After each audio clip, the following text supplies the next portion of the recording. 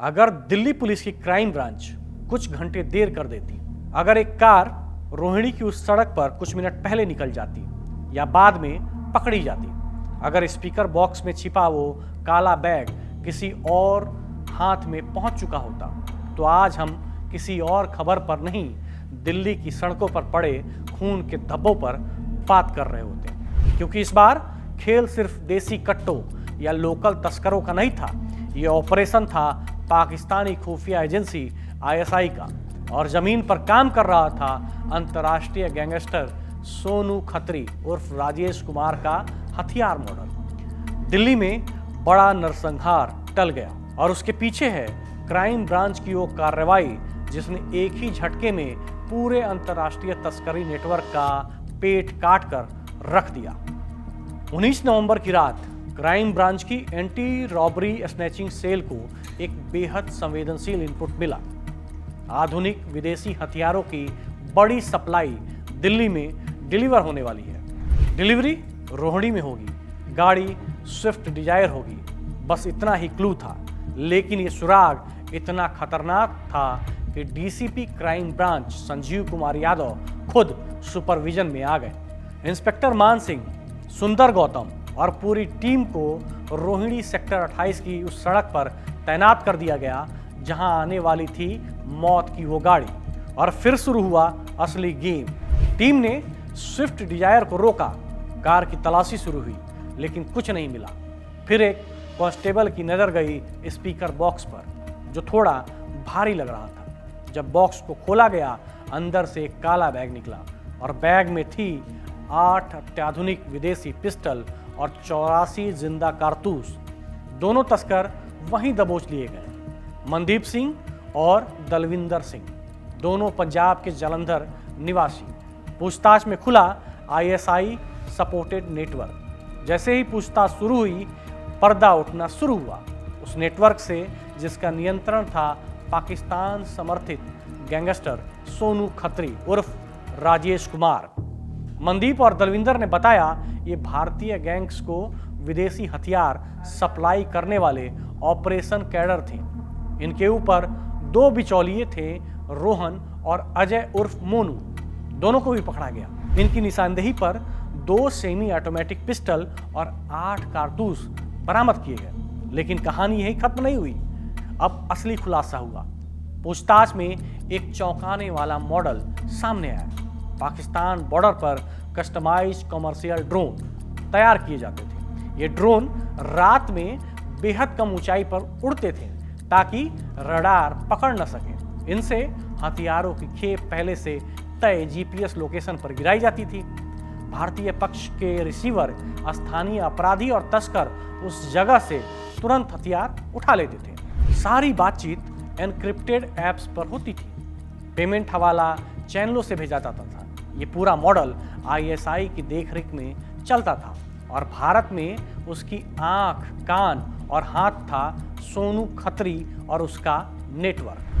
Delhi police की crime branch ने पाकिस्तान से आए अत्याधुनिक हथियारों की खेप बरामद की। हमारे साथ बात करने के लिए डीसीपी क्राइम संजीव यादव हैं। सर, ये पाकिस्तान से जो हथियार आए थे, कैसे ये पंजाब तक पहुंचे? जो इन्फॉर्मेशन थी और जो जब बाद में जो एक्यूज पकड़े गए हैं उनके डिस्क्लोजर से भी मालूम चला है कि ये वेपन ड्रोन से पाकिस्तान से पंजाब में डिफरेंट लोकेशंस पर ड्रॉप कराए जाते हैं, वो भी जीपीएस लोकेशंस पर। और उस जीपीएस लोकेशन पर पंजाब साइड में जो गैंगस्टर बैठे हुए हैं जो इस ऑपरेट करते हैं, वो उसको कलेक्ट करते हैं और बाद में पूरे नॉर्थ इंडिया में डिफरेंट गैंगस्टर को सप्लाई करते हैं। सर, किस तरह के ये हथियार हैं और कितने लोगों को गिरफ्तार किया गया, कहाँ से उनका ताल्लुक है? अभी तक 4 आदमियों को हमने गिरफ्तार किया है, जिसमें 2 पंजाब के रहने वाले हैं और 2 यूपी के रहने वाले हैं। और जो ये वेपन है ये मेड इन टर्की और मेड इन चाइना है और बहुत ही सोफिस्टिकेटेड वेपन है और बहुत कॉस्टली वेपन है। जो यहाँ पर बताते हैं कि जो क्रिमिनल्स हो जाते हैं वो 8 से 10 लाख रुपए में एक वेपन बिकता है। सर, अमेरिका में इसके मास्टरमाइंड बैठे हुए हैं, वो कौन है और कैसे वो इस पूरे चेन को ऑपरेट करते हैं, इस नेक्सस? जो अभी तक की इन्फॉर्मेशन के हिसाब से एक जसप्रीत जस्सा है जो यूएस बैठा हुआ है और एक सोनू खत्री, वो ही इस वेपन्स को जो पाकिस्तान में हैंडलर्स उनके बैठे हैं उनको डायरेक्ट करते थे कि सामान पहुँचाना है, और इधर यहाँ पर जो रिसीवर्स होते थे उनको वो डायरेक्ट करते थे कि आप सामान कलेक्ट करके किस गैंगस्टर्स को कैसे सप्लाई करना है। सर, किन किन गैंगस्टरों तक ये हथियार पहुंचना था? और ये हमने नई मॉडल्स देखी सर, सिद्धू मूसेवाला के बाद कि पाकिस्तान से ड्रोन से हथियार, पहले एमपी और मुंगेर से बहुत सारी खेप जो दिल्ली पुलिस की स्पेशल क्राइम ब्रांच ने पकड़ी हैं। सर, हाँ, ये वेपन जो है जैसे मैंने पहले ही बताया कि ये वेपन मेड इन टर्की और मेड इन चाइना है और बहुत ही सोफिस्टिकेटेड वेपन है। जो पहले यहाँ पकड़े जाते थे वो लोकल मेड होते थे, लेकिन जैसे जैसे क्रिमिनल्स जो बड़े क्रिमिनल्स हैं जो ज़्यादा पैसा खर्चा कर रहे हैं तो वो अच्छे सोफिस्टिकेटेड वेपन उनकी रिक्वायरमेंट होती है, इसलिए बाहर से आ रहे हैं। सर आपने बताया कि सिक्योरिटी फोर्स काफ़ी अलर्ट रहती हैं, लेकिन आपने बताया कि कुछ पर्टिकुलर लोकेशंस पे ये वेपन्स गिराए जाते थे, जो ब्लैक स्पॉट वगैरह होते हैं, उसको कैसे एजेंसियाँ देख रही हैं? नहीं, जो मेरी अपनी इन्फॉर्मेशन है कि सिक्योरिटी फोर्सेज बहुत अलर्ट है, बॉर्डर पे भी अलर्ट हैं और बहुत कम खेप वहाँ से क्रॉस हो पाती है, बाकी बहुत बड़ा खेप बॉर्डर पे ही पकड़ा जाता है। और आज भी ये चीज़ है, तो जो खेप निकल जाती है किसी भी रीजन से, जैसे मैंने बताया कि पहले उसमें एक छोटा ड्रोन आता है जो उस एरिया सैनिटाइज करता है कि यहाँ पर कोई डिप्लॉयमेंट नहीं है उस जगह पर, और विद इन अ मिनट दूसरा ड्रोन आके ड्रॉप करके चला जाता है। सर ये मनी ट्रेल कैसे काम करती थी? जो वेपन्स आ रहे हैं पाकिस्तान से, पैसा उन तक कैसे पहुँचता था? हवाला के थ्रू, जो अभी तक की इन्फॉर्मेशन है उसके हिसाब से हवाला से पैसा ट्रांसफ़र होता है और जो बाहर बैठे हैं वो ही मैनेज करते हैं।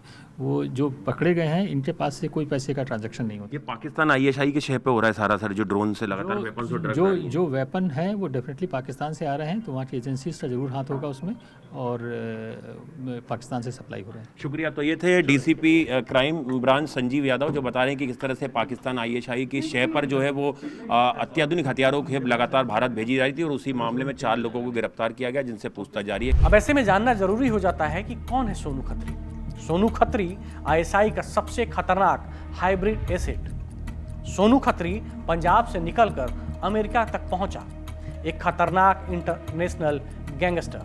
2021 में भारत से फरार, वर्तमान में अमेरिका में सक्रिय। उसके खिलाफ आरसीएन रेड कॉर्नर नोटिस जारी, 45 से अधिक अपराध जैसे कि हत्या का प्रयास, हत्या, एक्सटॉर्शन, एनडीपीएस, एक्सप्लोसिव एक्ट और आईएसआई के लिए मॉडल चलाना। उसका दायां हाथ जसप्रीत उर्फ जस पाकिस्तान से हथियार और ड्रग्स मंगवाता था। ड्रोन के जरिए खेल भारत तक चलता था। अगर क्राइम ब्रांच की टीम उस रात कुछ घंटे चूक जाती तो ये हथियार दिल्ली के आपराधिक गैंग्स के हाथ लग चुके होते और फिर किसी भीड़ भाड़ वाले मार्केट, किसी राजनीतिक सभा या किसी बड़ी घटना में खून की नदियां बहा सकती थी। दिल्ली की वो रात शांत गुजर गई, लेकिन ये ऑपरेशन चीख चीख कर बता रहा है कि आईएसआई का भारत में ड्रोन मॉड्यूल अब पहले से कहीं अधिक सक्रिय है और हर ड्रॉप के पीछे है एक संभावित खूनी वारदात। क्राइम ब्रांच ने इस बार दिल्ली बचा ली, लेकिन लड़ाई अभी लंबी है।